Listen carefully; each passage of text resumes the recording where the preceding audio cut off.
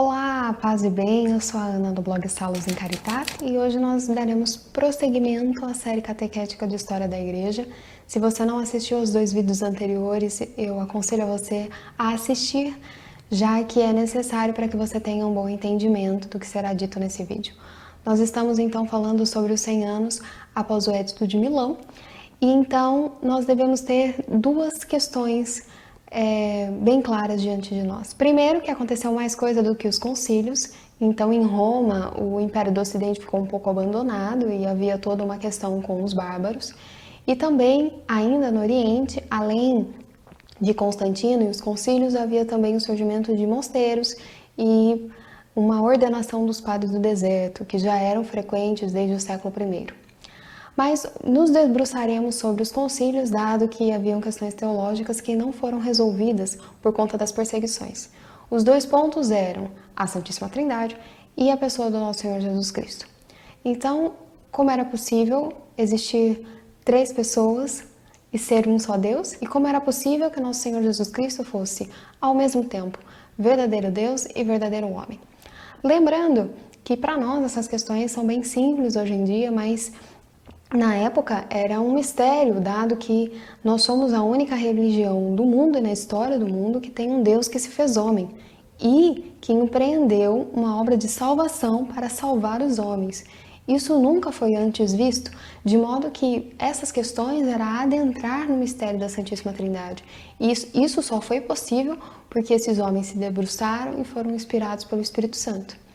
Cada concílio era uma chance de fazer com que as diversas ideias conflitantes fossem colocadas e expostas e houvesse a oportunidade de que a verdade fosse revelada. Essas ideias que já foram condenadas tanto pelo Papa Vítor I como pelo Papa Calixto, como vimos, não haviam tido respostas teológicas satisfatórias, de modo que Ário era adepto da ideia de que Deus Pai era Deus e que o Filho não seria Deus, ele seria uma espécie de semideus.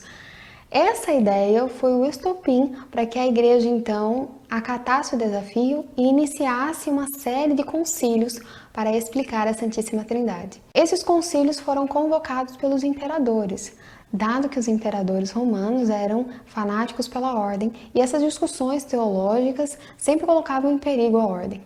E o Papa nunca estava presente. Ele então recebia as conclusões a posteriori, analisava e então confirmava ou não os irmãos. E essas questões entravam ou não para o depósito da fé, o depósito da doutrina católica. Resultado disso são os diversos credos que nós temos, que nós dizemos muitas vezes nas missas festivas ou que comumente aprendemos desde criança, antes do terço ou como oração básica de um cristão. Esses credos são resumos do que foi defendido e concluído em diversos concílios. É, digamos assim, um resumo da fé católica e se você discorda de algo que está no credo, você não é católico. O primeiro concílio foi o concílio de Nicéia, foi o concílio de 325, foi um concílio que veio sob sugestão do então imperador Constantino. Por quê?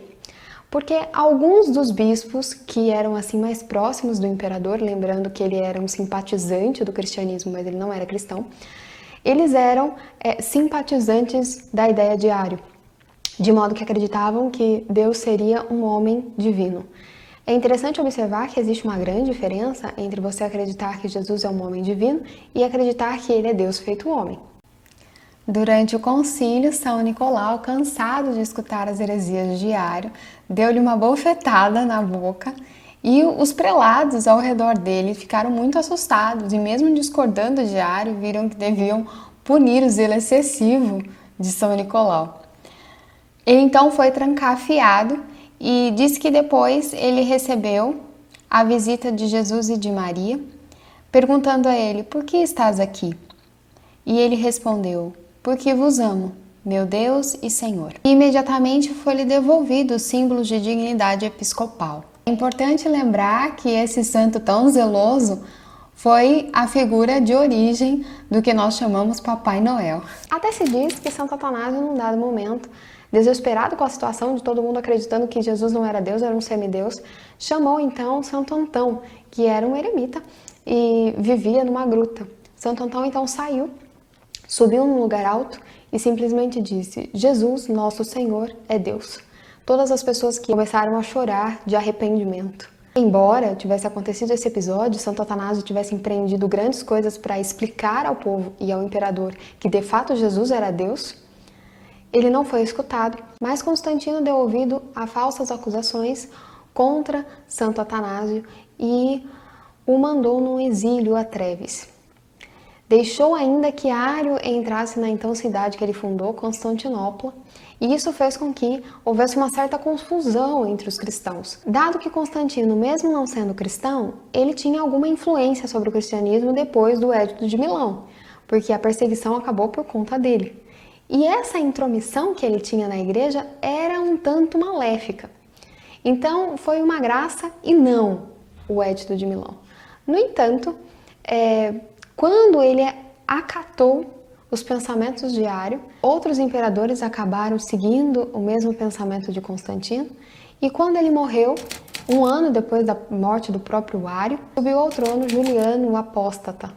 Ele que teve ali o exemplo de Constantino, que foi batizado no leito de morte, e digamos assim, toda Constantinopla e o Império do Oriente estava assim muito ligado ao cristianismo já. Ele não herdou isso e disse que a religião oficial do Império era o paganismo.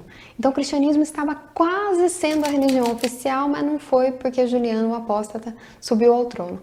Ele então reinou por 3 anos, foi um reinado em que houve muita perseguição de bispos e cristãos, e aí depois da morte dele em campo de batalha, houve um tanto de paz. Voltou-se então à questão da Santíssima Trindade, como era possível haver Pai, Filho e Espírito Santo. Seria uma mesma natureza, 3 pessoas, 3 deuses. Essas discussões ainda perduravam, mesmo que no Concílio de Nicéia havia sido estabelecido a divindade de Nosso Senhor Jesus Cristo e a questão da Santíssima Trindade. Quem resolveu essa questão foram 3 santos: São Basílio, São Gregório de Nissa, que era irmão mais novo de São Gregório Nazianzeno. Eles estabeleceram uma diferença entre pessoa e natureza. Essa explicação é baseada na seguinte lógica. Se você me perguntar o que sou, eu direi: eu sou de natureza humana. Se você me perguntar quem sou, eu direi: eu sou Ana Paula. Se eu te perguntar quem você é, você dirá: eu sou Maria. Se eu perguntar o que você dirá: eu sou de natureza humana. Então existe diferença entre natureza e pessoa. Da mesma forma que se você perguntar às 3 pessoas da Santíssima Trindade o que cada uma delas é, cada uma responderá em unissomos: nós somos de natureza divina. Mas se você perguntar quem são, o Pai dirá: eu sou o Pai, o Filho dirá: eu sou o Filho, e o Espírito Santo dirá: eu sou o Espírito Santo. Esse raciocínio só foi apresentado em Constantinopla em 381 e foi acatado por todos da igreja. No entanto, ainda havia diferença entre a relação que existia entre as pessoas da Santíssima Trindade, entendidas no Ocidente e no Oriente. Nós ocidentais acreditamos que o Espírito Santo provém do Pai e do Filho. Os orientais acreditam até hoje, e acreditavam nessa época, que provém somente do Pai através do Filho. E além dessa diferença de pensamento, ainda existiu uma diferença ainda maior e um afastamento de corações, digamos assim. Porque nesse mesmo concílio de Constantinopla foi estabelecido que Constantinopla era a nova Roma, de modo que o patriarcado de Constantinopla era superior ao de Roma. Isso significa que eles estavam denegrindo a autoridade de Roma como cátedra de Pedro. Fez com que aqueles que defendiam Roma como o local onde ficava o sucessor de Pedro viessem em defesa do Papa. Um tempo depois, em 410, como eu disse, o Ocidente ficou um pouco abandonado.